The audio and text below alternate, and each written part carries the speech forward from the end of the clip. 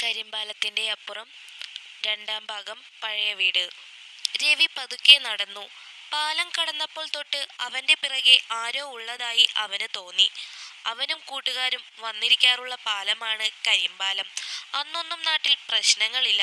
അവൻ പോയ ശേഷമാണ് സുഹൃത്തുക്കൾ ഓരോ കഥകൾ പറഞ്ഞ് അവന് കത്തുകൾ അയച്ചു തുടങ്ങിയത്.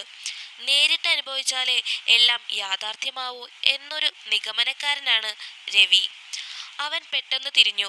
ഒരു എലി വേഗത്തിൽ ഓടി അവനെയും കടന്നുപോയി. പിറകെ ഒരു പൂച്ചയും. ഓ, ഇതായിരുന്നോ? തിരിഞ്ഞു നോക്കിയതുകൊണ്ട് സത്യം മനസ്സിലായി. അവൻ വീണ്ടും നടന്നു. ആരോ പുറകിലുണ്ടെന്ന് അവന് തോന്നി. പക്ഷേ പേടിക്കാനായി ഒരു ചെറിയ കാര്യം മതി.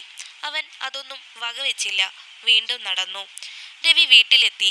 പഴയ തറവാട് വീടിന്റെ വാതിൽ തുറന്നാണ് കിടക്കുന്നത്. മഴയ്ക്ക് ശമനം വന്നിരിക്കുന്നു. അവൻ വീട്ടിൽ കയറി. അകത്ത് ഇരുട്ട്. പൊടി നിറഞ്ഞിട്ടുണ്ട്. പഴയ മണം. ചുമരിൽ അച്ഛൻ്റെ ഫോട്ടോ. താഴെ എണ്ണവിളക്ക് കത്തുന്നു. അച്ഛാ, അവൻ മന്ദമായി പറഞ്ഞു. അച്ഛൻ്റെ മരണശേഷം അമ്മാവനാണ് ദിവസവും വന്ന് കിടാവിളക്കിൽ എണ്ണ പകരുന്നത്. മഴ ശക്തമായി. നല്ല ഇടിമിന്നലുമുണ്ട്. അമ്മാവന്റെ വീട്ടിൽ പോകൽ നടക്കില്ല. എന്നു മാത്രമല്ല, അവൻ വർഷങ്ങളായി ആരുമായി ബന്ധമില്ല. പെട്ടെന്ന് കയറി ചെല്ലാൻ രവിക്ക് ബുദ്ധിമുട്ട് തോന്നി.